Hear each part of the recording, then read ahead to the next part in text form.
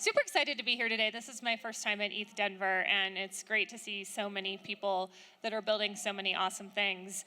I'm Kristen Smith. I'm the Executive Director of the Blockchain Association, and what we do at the Blockchain Association is we're a trade association representing 80 different companies in the crypto space, including many DeFi companies.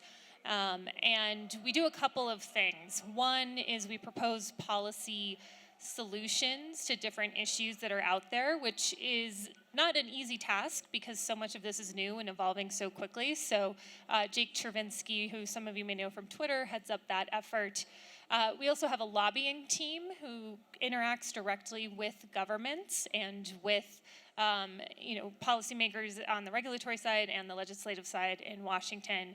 And then we have a communications team that helps us get the messaging about how to communicate these really complex topics to policymakers. So it's a lot of work. We've grown, our team has grown, the industry has grown, and it's a really exciting time to be working on these issues in DC. What I want to talk about today is some of the problems we've been facing and some of the problems we're going to be facing in the months and years ahead. And then I have 5 specific ways that you can participate in the effort so that we can actually get really good public policy outcomes. I know there's a lot of bad headlines that we've seen in the news. A lot of people are worried about executive orders. There's sort of rumors of a crackdown. I actually think as an industry and as an ecosystem, we're in a really strong place right now in Washington, and our political power is only growing. And if we continue to work together in a coordinated way, I actually think the policy is going to work out just fine. That doesn't mean we're not going to have some bumps along the way. And so with that, I want to give you a quick history of some of the challenges that we've worked to overcome over the past 18 months or so. The first was at the end of the Trump administration when Secretary Mnuchin was on his way out of the door. He proposed this last-minute rulemaking that would have been hugely problematic for what they called unhosted wallets. It basically would have effectively prohibited centralized wallets from interacting with unhosted wallets, which would have put significant friction into the system. And fortunately, the community was able to come together. We had 7,000 comments filed with the Treasury Department. We actually prepared an entire legal challenge, and we're going to sue Secretary Mnuchin. And but because of that pressure, they backed off, and they haven't picked up that rulemaking since. So we were able to win that one. Fast forward to last summer, in August, there was this infrastructure bill going through the Senate, and this one included a provision that greatly expands the definition of broker to potentially capture miners, stakers, hardware wallets, software developers, who would be on the hook for providing tax information reporting documents to the IRS. This one, everybody got super upset about, and there were about 40,000 comments or phone calls into the Senate in the course of 5 days. And because of that effort, we actually weren't able to get the language fixed, but there's been so much pressure on the IRS that they've indicated in a letter last week that they're going to much more narrowly interpret the definition of broker. So still have some work to do there, but we're on a really good path. Just a couple weeks ago, there was another last-minute provision tucked into something called the America Competes Act. And this time, when we immediately saw it was in there, the authors of that provision took it out within about 48 hours because what they didn't want is to experience another infrastructure battle from the summer where we basically held up any legislation from moving forward. So we've definitely had a few fire drills along the way, and the good news is we know how to respond to that. But looking forward, I think there's some issues where we're going to need to be still defensive, but in many cases actually be proactive. So the first is climate. This is an issue that I think there's a lot of misunderstanding about with policymakers. A lot of it is focused on Bitcoin mining, but most policymakers don't yet differentiate between Bitcoin, Ethereum, and any other chains. And so I think it's important as a community that we defend proof of work as a model, while also explaining other models that are out there or other consensus mechanisms that are out there. So that's one where we have a lot of education to do. Number 2 is anti-money laundering policy. We've seen this come up multiple times in the past, and every time there's a ransomware attack or some other criminal activity, there's going to be a group of policymakers that wants to crack down on that. We need to hold the line and make sure that we don't get any new policies enacted and do a better job explaining all of the technologies out there that enable law enforcement to go after bad guys when these things happen. The third is stablecoin policy. This is thanks to our friends at Facebook when they announced Libra several years ago. This has been kind of an obsession with many lawmakers and policymakers in Washington. And the good news is we've gone from wanting to sort of ban something that looks like a stablecoin outright to trying to figure out the right way to do disclosures about reserves. And of course, I'm obviously talking not about DAI or Terra or anything like that, but I'm talking about like USDC. There's discussions now happening about what the reserve should look like, how the audits should work, and I think that's actually a pretty healthy place to be and something that is going to be in compliance. I think the key issue is we want to make sure that issuers of reserve-backed stablecoins don't have to be banks. We want them to be able to be a bank if they want to, but we don't want them to have to be a bank. And so that's a conversation that's ongoing as well. Number 4 is there is a slew of tax issues out there that we need to take action on. There's obviously this information tax reporting issue I discussed earlier, but there's also questions around staking rewards, there's questions around lending. There's a lot of clarity that we need to get written into the tax code, and so that's something that we're gonna have to be proactively working on in the months and years ahead. And last but not least is sort of all things Gary Gensler at the SEC. He's like his own issue.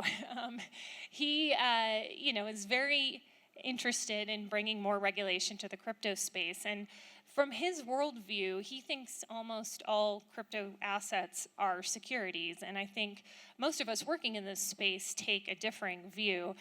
And so I think there's going to be a process over the next couple years as to what are the real concerns. What needs to be done to make sure everyday investors have the right kind of information to make an informed decision? And who's the right person to do that? It shouldn't be necessarily the group of developers that work on a project and then go work on another project that are then on the hook for the rest of their lives to do reporting. But there's got to be some way to get investors really concise information about what they're investing in, and then also make sure there's no sort of market manipulation happening. And that's going to be a debate that's going to play out. It's probably going to be something that ends up at the CFTC or the SEC.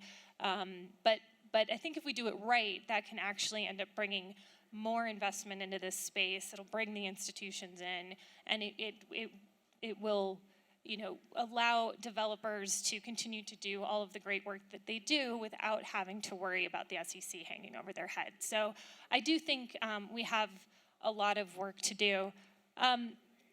So the good news is everyone in this room can help. You don't have to be living in Washington like I have the lovely privilege of doing to work on this. So there's 5 things you can do. Number 1, if you're at a project and you don't have a lawyer, you should really get a lawyer. Having a general counsel who can help you understand the risks and help translate those risks to those of us working in Washington is a really important step. I'm not a lawyer, but I work with a bunch of great lawyers, and it's a really, really important step. I think some of the greatest thinking in this space has come from, the general counsel at Aave, the general counsel at DYDX, at Uniswap. Like, these are really, really important people to have on your team. Number 2 is to support existing organizations in Washington. There are a lot of us have been doing this work for a long time. So if you're a company, you can join the Blockchain Association. If you're an individual, you can support Coin Center. They do amazing thought leadership in this space and do a lot of advocacy work and are a really important voice. So, there's a lot of us that want to do more. We just need more resources to do it. And so supporting existing organizations, I think, is really important. Number 3 is be a political contributor to crypto champions. We see candidates right now all across the country who are running on a pro-crypto platform. We have Matt West, we have Morgan Harper in Ohio, we have Erica Rhodes in Los Angeles. So these are candidates these are the that we want to be elected so that they can help us make good policy. We also have a lot of existing members of Congress and members of the Senate who have been longtime champions, and if you happen to be in one of their states or districts, get to know them and support their efforts as well, because we want to reward good behavior and take care of those that are trying to take care of us. Number 4 is when your organization gets super big, you should open a Washington office. It's very common for companies in DC to have full-time people working on government relations issues, working on regulatory issues. This is a step that maybe not everyone in this room can do, but for those that have the resources and are large, we need more bodies on the ground working on this issue. And then last but not least, and probably most importantly, I would say join the conversation. There are a lot of great people that are doing work in this space, and like last year with Secretary Mnuchin's rulemaking, or over the summer with the infrastructure bill, when something bad happens, we need people to mobilize. And I actually think this is crypto's superpower.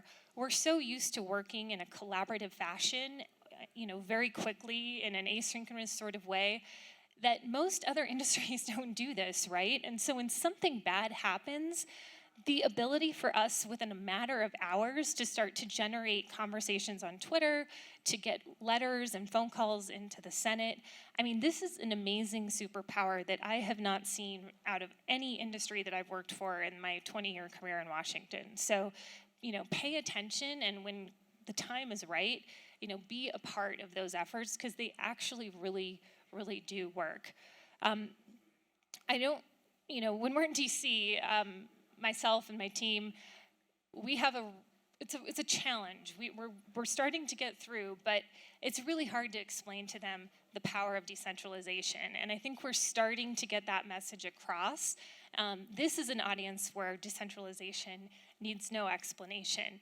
I would say, though, that the ironic thing is that for decentralization to become a commonplace understanding in Washington, we actually need to unify as a community in order to make sure our messaging is accurate and consistent and on the same page. We're going to lose if everyone goes in with a different message or a different ask or a different request. We really need to work together, and that's what a lot of our groups on the ground in Washington are working on, building the coalitions we need, making sure we are all on the same page and that we have the same asks. So with that, I would say, please follow us on Twitter, follow Jake Chervinsky on Twitter on our team, follow the guys at Coin Center. Everybody probably already follows Niraj anyway. There are a lot of good people that are doing a lot of good work in this space. And so, we invite you to be a part of that conversation. And, if you want to chase us down afterwards because you've got a bunch of money you want to pour into the effort, let me know. Thank you.